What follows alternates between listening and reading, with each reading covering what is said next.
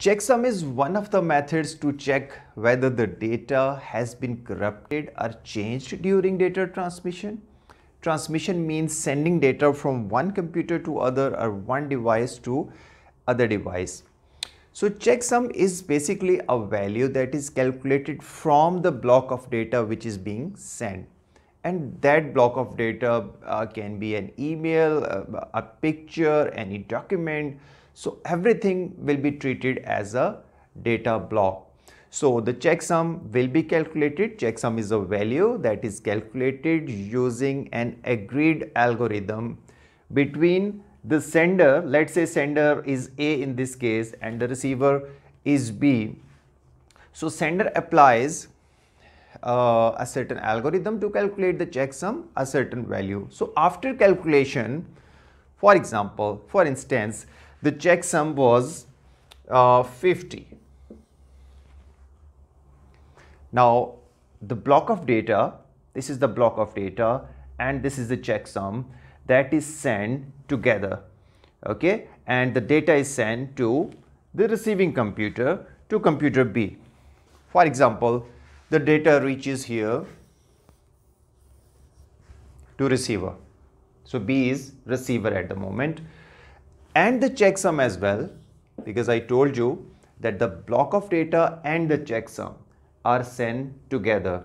When the block of data and checksum reaches here, so the computer B will apply the same agreed algorithm which was used by computer A. So the computer B will calculate its own checksum. For example, computer B's checksum became 45 after calculation. So both the checksum are not same.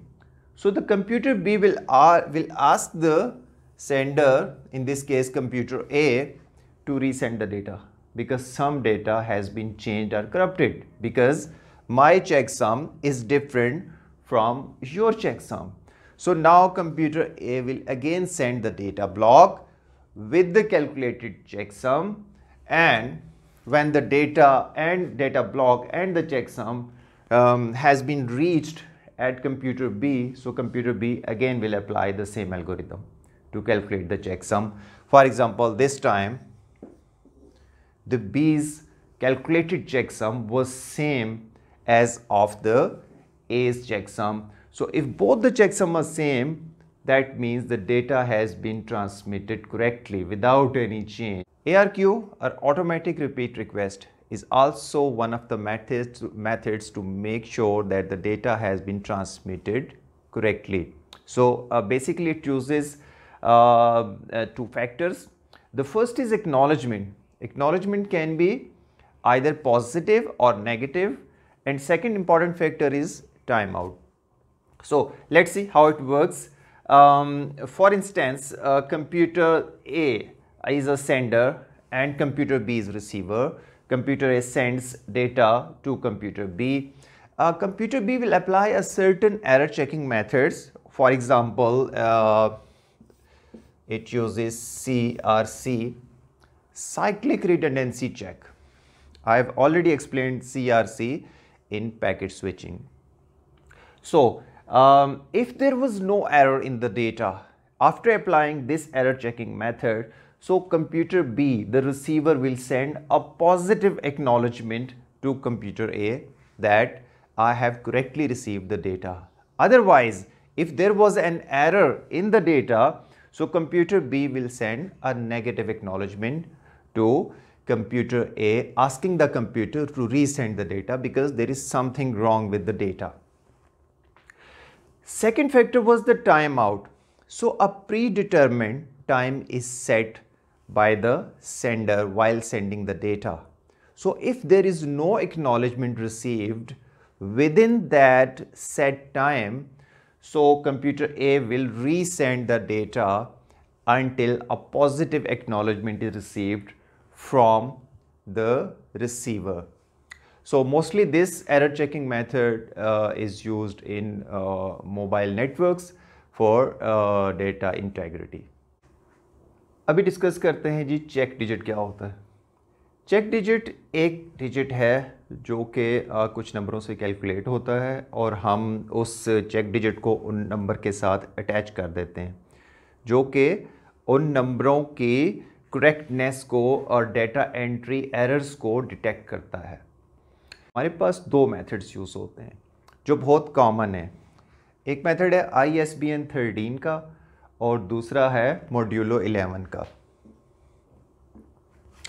ये these are two methods, ISBN 13 and modulo 11। अभी paper में कोई भी आपको method given होगा, उसका पूरा method explain किया होगा और फिर आपको कहा जाएगा कि इसको आपने यूज़ करना है। ठीक है, इसके प्रॉपर स्टेप्स होते हैं। You have to follow the same steps in exams as well. Okay, तो देखो कैसे ये यूज़ होता है। एक हमारे पास एक नंबर गिवन है, इसमें से कुछ नंबर्स को मैंने ब्लैक कर दिया है और कुछ को रेड कर दिया है। ब्लैक वाले जो हैं वो ऑड पोजीशंस वाले नंबर हैं, जैसे 1, 3, 5, 7, 9, 11, और जो रेड वाले हैं वो इवन नंबर पोजीशन है, इवन पोजीशन नंबर्स हैं 2, 4, 6, 8, 10, 12।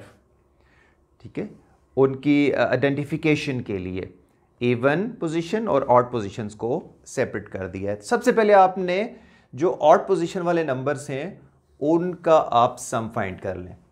इस केस में जैसे 36 है, और इसी तरह आप ये करें कि जो इवन पोजीशन वाले नंबर्स हैं उनका भी सम निकालना है, लेकिन एक स्टेप एक्स्ट्रा परफॉर्म करना है, वो स्टेप है मल्टीप्लाई बाय 3। यहाँ पे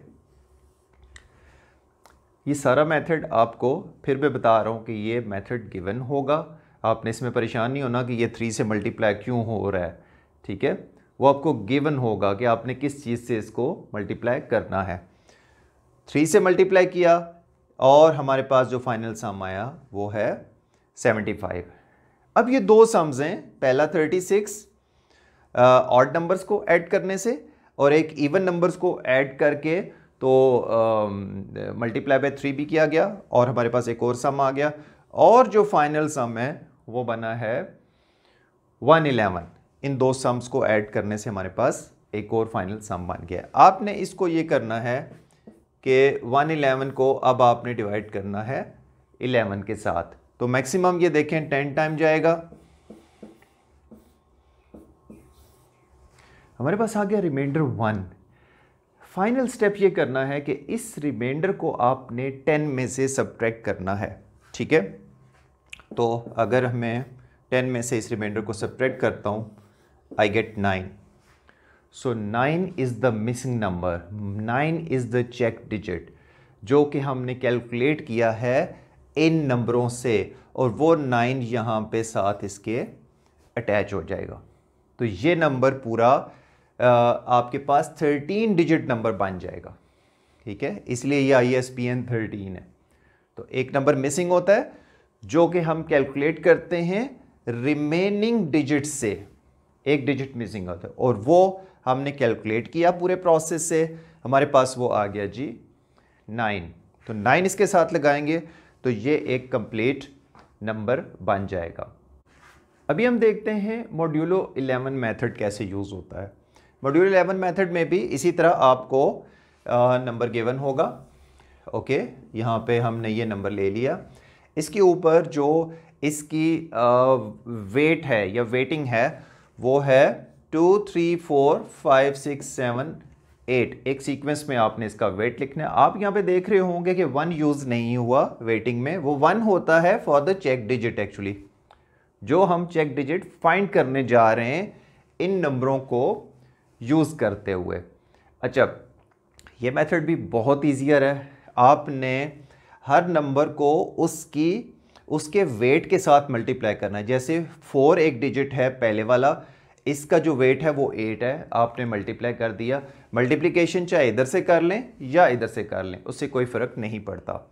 आपने 8 4s are 32, ये देखें यहाँ पे हम लिखते जा रहे हैं। 7 1s are 7, 6 5 are 30, 5 6 are 30, 7 4s are 28 and 3 1s are 3 और 2 zeros 0 होता है।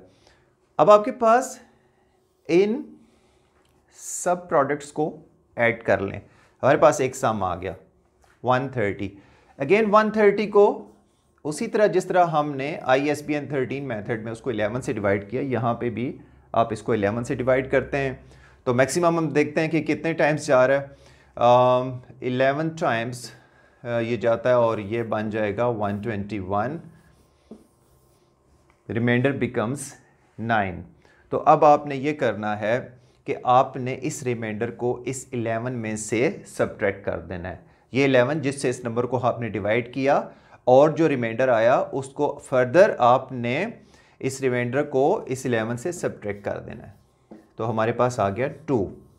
सो 2 इज़ द चेक डिजिट जो कि यहाँ पे लग जाएगा। अब ये नंबर कंप्लीट हो गया।